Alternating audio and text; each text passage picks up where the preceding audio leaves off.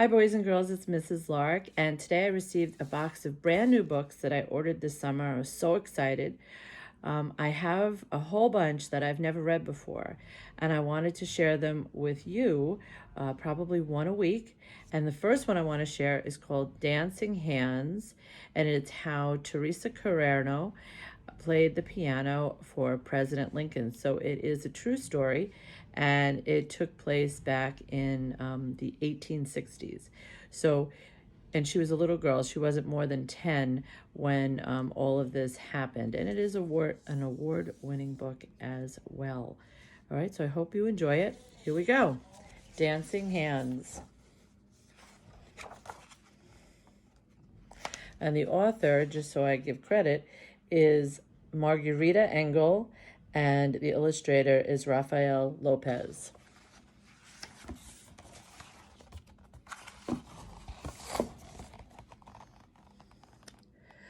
When Teresa was a little girl in Venezuela, Mama sang lullabies while Papa showed Teresita how to let her happy hands dance across the beautiful dark and light keys of a piano.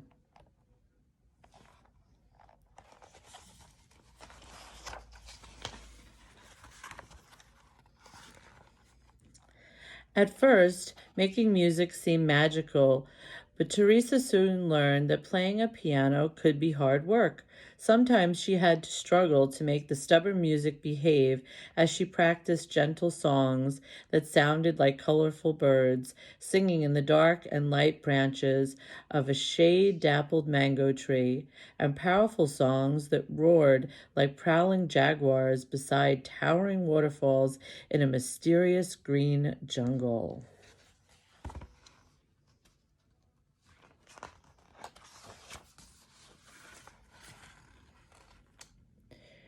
If Teresa felt sad, music cheered her, and when she was happy, the piano helped her share bursts of joy.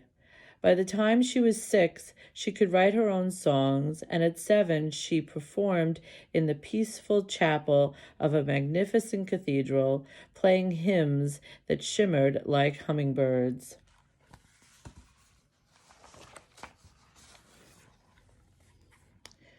Music was Teresita's delight, but suddenly, when she was 8, a war changed everything. Guns blazed, swords flashed, and poor Papa had to rush the whole family down to the seashore and onto a ship into a storm where the wind howled, waves rolled, barrels tumbled, ropes snapped, and clouds bucked and kicked across the wild sky like angry mules.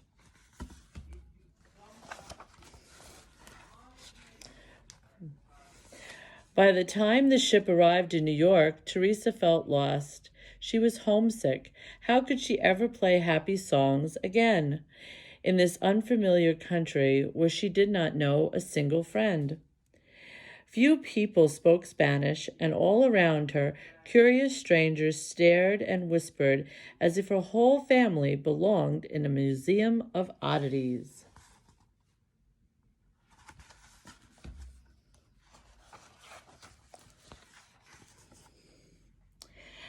Worst of all, there was fighting here too, the horrible Civil War, North battling South as soldiers marched and newspaper boys hollered about victories, defeats, funerals, and fears.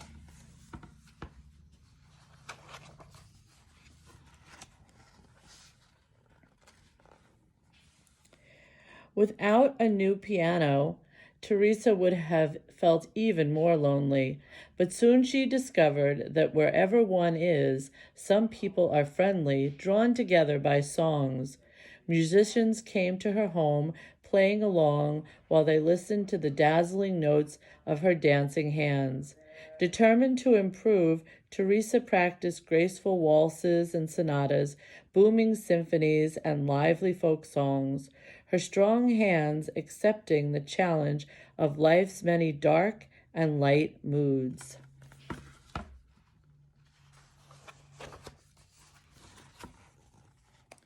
People began to call her the piano girl.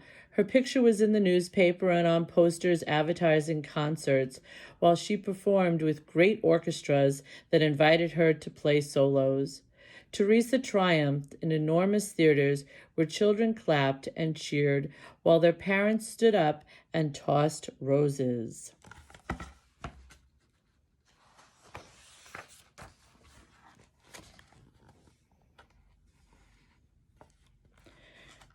With Papa at her side, she traveled to elegant cities, and by the time she was 10, the piano girl grew so famous that she received amazing invitations, including one so special that she could hardly believe her eyes. President Abraham Lincoln wanted her to play for his whole family at the White House.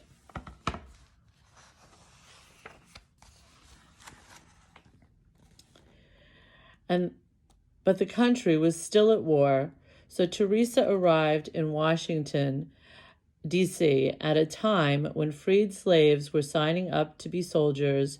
The injured moaned and nurses groaned from the sheer weariness of caring for so many fevers and wounds. Not long ago, the president's young son had fallen sick and had died. Men argued about battles lost, battles won, speeches made, victory delayed.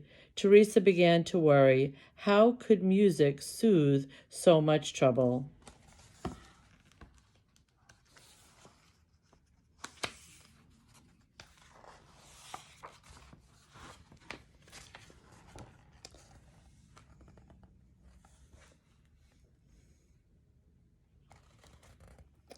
Poor Abraham Lincoln. Teresa hoped she could entertain the president, his grieving wife, and their two surviving sons. Her fingers might stumble, the rhythms emerging too slow or too fast.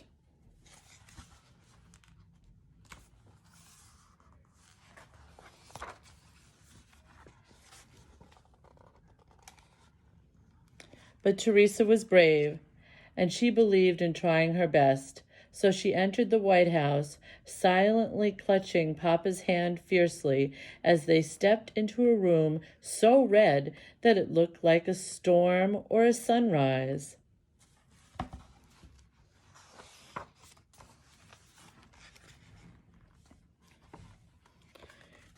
Teresa remembered how it felt to be a homeless refugee and how lonely she had been surrounded by strangers, some of them rude and others kind. The memory of meeting past challenges now helped her fingers dance, celebrating the way life had turned out to be a mixture of all sorts of feelings, happy and sad. But the piano was poorly tuned, making her music sound ugly. What should she do? Refuse to play? She stopped, feeling discouraged, until Mr. Lincoln smiled kindly and asked for his favorite song, Listen to the Mockingbird.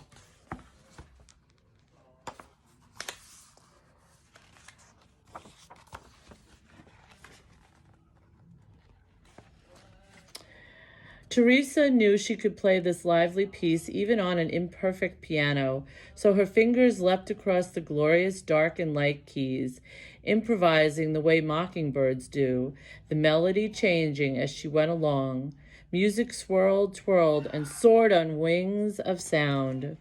The president listened quietly to notes that rose, swayed, rippled, and dipped like a bird in the blue sky above a green forest. He closed his eyes, nodding his head, stretching his long fingers, and tapping the tips of his shiny shoes. When the joyful song ended, Abe Lincoln stood up and clapped, smiling at the piano girl, who smiled too, because she knew that her music had brought comfort to a grieving family, at least for one brief, wonderful evening of dancing hands.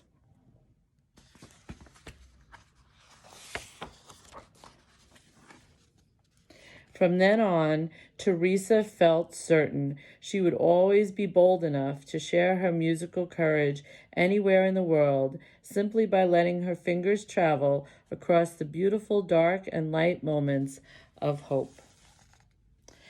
And she most certainly did, boys and girls. She went on, there's a whole little description written very small. I'm sure you can't see that. About her life. She was born in 1853 and died in 1917. And Maria Teresa Carreno Garcia de Sena was a very famous pianist and also became an opera singer as well.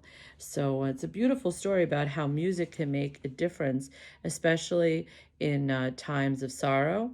It's also something wonderful to share in times of happiness as well. So boys and girls, I hope you enjoyed the story of Teresa Carreno and her dancing hands. I'd love to know what you think.